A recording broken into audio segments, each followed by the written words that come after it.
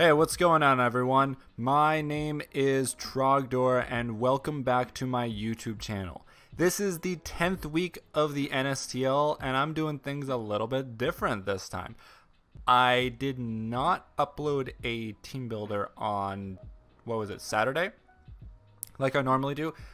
First of all, I apologize for that. I've just been extremely busy lately, like more busy than usual. Like I'm working Saturdays now, and I've got family in town and all other kinds of jazz. So I just didn't have time to sit down before my battle and record a team builder and get it edited and uploaded, because the battle happened like very late Saturday night, which I'm recording this on Sunday now. So first of all, I normally do my team builders like right before my battles, and yeah, I didn't do that this time. So this is actually a post-battle team builder, but I'm still going to be going over my team.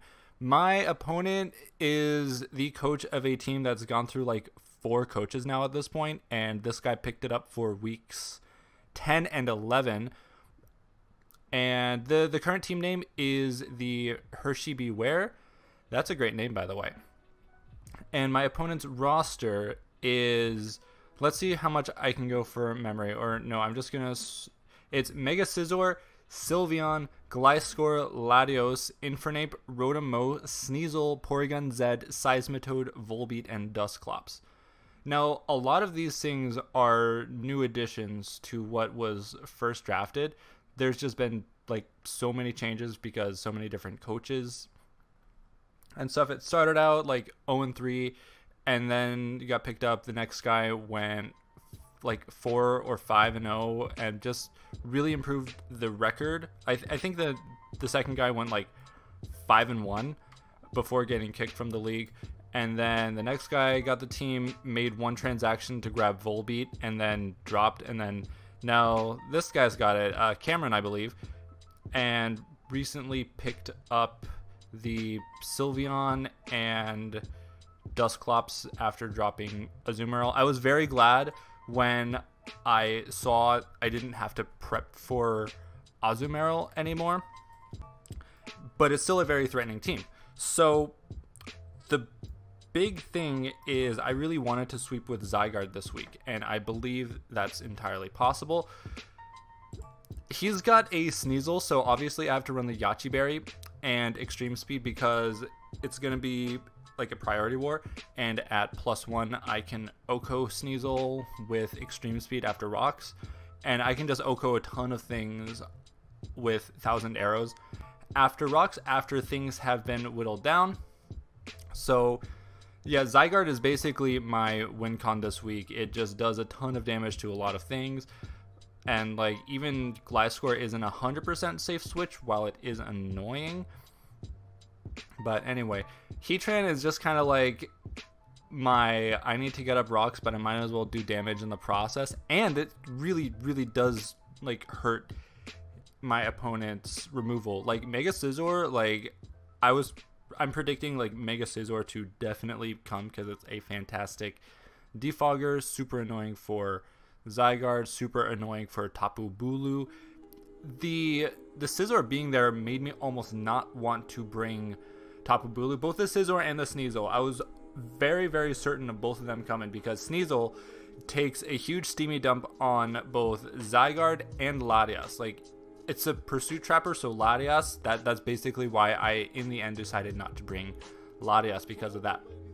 So I've got Heatran with Lava Plume, Flash Cannon, Dark Pulse, and Stealth Rock. Lava Plume for general damage, Flash Cannon to hit things like the Sylveon, which I can actually switch into very well, and then Dark Pulse for the likes of Dusclops. It's not doing a lot of damage, but at least it's like I'm not just dead in the water versus that thing. Dusclops gets like super bulky and is just really annoying. And then Rocks to help Zygarde sweep. Manectric. My opponent has a Gliscor, and that's his only ground type, so I'm obviously running the HP Ice for that, and otherwise I'm just going to be firing Thunderbolts and hitting things like Scizor with Overheat. So it's pretty good damage to his team, honestly. Like, I'm not expecting Manectric to do a ton. I just want it to like get in, do damage, and that kind of stuff. So especially considering ground types are kind of limited and nothing does a great job of, like, I'm probably going to be predicting the Gliscor and going for HP Ice and just, you know, volt switching and all that jazz. So yeah, not super hyped about Manectrix this game, but it's just there. So he's got a Sneasel, and like I said, based on the amount that it craps on Zygarde and Latias, I need a switch in for it. So that is where Hariyama comes in. Thick Fat to eat ice shards for days, close combat to do like 4 billion% damage, bullet punch for priority, fire punch for Scizor, knockoff for Dusclops. Hariyama can potentially do like a lot of damage to the team. It's mostly just like, if I've got Zygarde in, he goes Sneasel. It's like, oh, I need to get rid of that thing right now. Enter Hariyama. So it's, you know, basically bulky fighting type. Super useful in so many scenarios, and I love drafting bulky fighting types. I was very uncertain about bringing Tapu Bulu, considering like he's got the Scizor and the Sneasel and a couple other things that do kind of a lot of damage to it, like Infernape. But I've got a pretty annoying set with the Synthesizer, Swords Dance, Horn Leech, and Superpower. Longevity, lots of damage, more longevity, and also lots of damage, and what's it called? Not Scizor. There's something. Oh yeah. Maybe I had a reason for going. Oh, of course. He's got the Porygon Z, which I almost brought Cofagrigus for that, just because I could switch into a Tri-Attack. But instead, I brought, you know, I'm bringing a lot of Spadef, so I can live any one unboosted hit that Porygon Z goes for and just bop it with a Superpower, or get some HP back with Horn Leech and go for my Synthesizer. But this Bulu can potentially be annoying for the team depending on what's brought. Like I said, the Scizor gives it trouble, but I've got Heatran to deal with the Scizor. I've got Fire Punch on here, and I've also got my Gyarados. This is kind of a weird set, but it's like Thunder Wave to be annoying, Taunt to shut down some of his walls, Waterfall so I can go for the Hydro Vortex at some point when I want to, and, you know, Crunch just because dark moves actually do lots of super effective damages for the team. But like I said, this is just a overall quick recap of what I brought to the battle, and I'm doing this like post battle, unlike what I normally do. And I'm actually going to be hopping into the battle right now to, like, it's going to be the same video, which is unusual for me, but I'm going to go ahead and do that. So I'll see you guys in just a second over in the battle. All right, cool. Hey, I'm back with the battle. So as you can see, my opponent and I have the same record going in. I'm 5-4. My opponent's 5-4.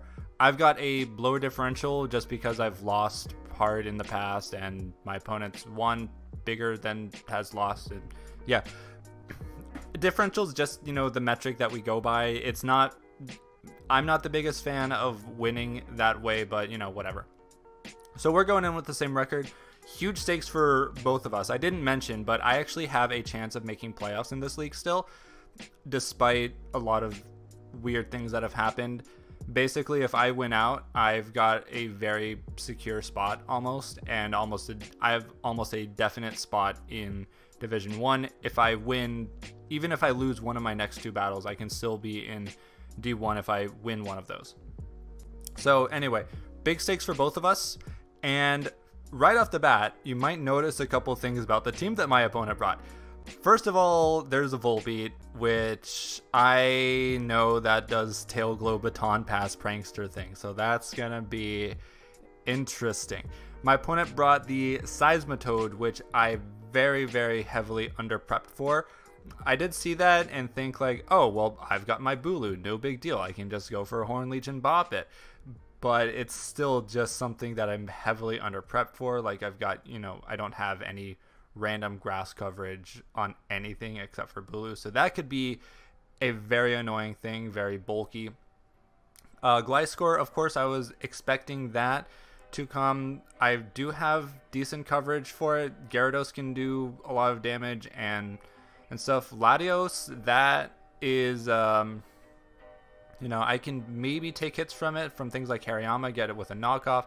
Spidef Heatran can eat hits from it for days and go for Dark Pulse, things like that. Infernape is kind of scary, but I do have Gyarados, and since he doesn't have the Mega Scizor, Gyarados is a little bit more free to just pick off whatever it needs to. I do have that Hydro Vortex, so I will be clicking that button against Infernape, hopefully, if I get the chance, depending on if it's a special ape or what might have the Thunder Punch, but I do have Dual Intimidate. Manectric can be kind of annoying for my opponent. There are the two ground types, the Gliscor, which I can bob with HP Ice, and the Seismitoad. Overall, pretty bulky team it's looking like, but it looks promising for Zygarde in the end. If I can get up a Dragon Dance after the team's whittled down, maybe two if I'm lucky, we can see how things go. So we're going to get right into the battle. My opponent leads Volbeat, and I lead Heatran, and I'm going to go for Lava Plume, but he goes for the Rain Dance. Okay, this is a problem. So Lava Plume did not even half, so I can't even like 2-hit KO this thing. And it goes for a Rain Dance. And I'm like, wait, Seismitoad gets Swift Swim. That's gonna be a thing. So we're gonna see what he's doing with this Volbeat. So I want to get up my Brox. That's what I wanted to do with the Heatran. But yeah, he goes for the Tail Glow as I go for my Rock. So now I can't kill this thing with another move because of the rain making Lava Plume do less damage. So I'm thinking like, wait, why did I go for the rocks? It's obviously going to be doing Tail Glow Baton Pass. So he gets up another Tail Glow. Okay, so this is a max special attack thing right here in front of me. I went for the Flash Cannon because I was predicting the Baton Pass, but I realized like, oh, it can live one more hit. So of course it's going to go for another Tail Glow and pass something max special attack right now. I don't get the kill as it goes for the Baton Pass, and oh look, here comes the Seismitoad. Flash Cannon does nothing, and that is just, there's no chance to survive. I go for Hariyama thinking I can live a hit, but nope, that's not happening either.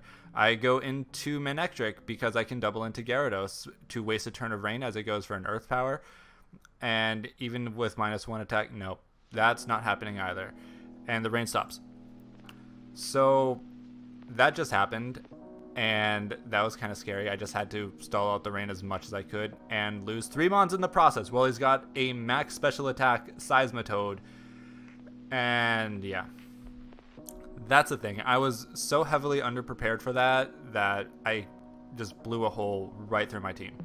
Tapu Bulu, of course, is gonna like do damage to this, but he sacks Volbeat, and that was a smart play. But at least he can't Baton Pass anything, right? So I let Bulu go down right here for some reason, but then again, I didn't have anything that could switch into a Flare Blitz. I go into Manectric just because I'm faster because it's Life Orb, but of course he goes into the Gliscor. That's a Hyper Cutter variant, which is interesting. I should have predicted that and gone for the HP Ice, but I do that here. It's Yachi Berry, and even after the crit, it still lives. Earthquake doesn't quite kill me, but he just has no reason not to stay in. Like, I just go for the HP Ice. But even then, Seismitoad comes back in, and I don't have enough coverage for it, so Earth Power, even without the max special attack, it's not going to do a lot. So I am down. It's 1-4. I'm down, and I'm thinking the only chance that I have right now is to go for Dragon Dance, hopefully 2. Maybe I can tank whatever hits it wants to throw at me, but I just need to set up with Zygarde because that's literally my only chance to win right now. So I go for the Dragon Dance as my opponent goes for the Hidden Power, which is obviously Ice. I tank that. I would have lived even a regular one, but doing the Calcs, that did like, it wasn't enough that I could tank another one after that, so I couldn't go for a second Dragon Dance, depending on, yeah, there's just no way. And Latios comes in and is Scarfed, and I lose. So, good game to my opponent. Definitely had some really heat prep coming in there, and I was super unprepared for it. And yeah, I lost 3-0. It was a lot more in my opponent's favor than the results. Look, that could have easily been like a 5 or 6-0, depending on if he played like, you know, a little bit more risky with the Seismitoad those few turns. But with this battle, my playoffs run is officially canceled. I am not going into playoffs for the NSTL, but that's totally fine because I can now have a little bit more freedom. My next match is not like super like decisive, but it's still, I do still need to win to guarantee my spot in Division 1 for the next coming season. So that's going to be a thing for me. But anyway, this battle just was the most hilarious and humiliating loss for me thus far in the season. So great game to my opponent, of course. I was just kind of like, wow, you got me. You got me good. Anyway, that's going to be it for me for this battle. So hope you guys enjoyed. I will, of course, be coming... next week will, of course, be the last week of the NSTL season, so stay tuned for that. I hope you've enjoyed all the battles up to this point. Subscribe to the channel if you are new, toss a like on this video, and leave a comment about your favorite part, which is when Volby got to +6 and baton passed into Seismitoad. So anyway, that's all for me today, and I'll see everyone in the next video. Alright, bye-bye.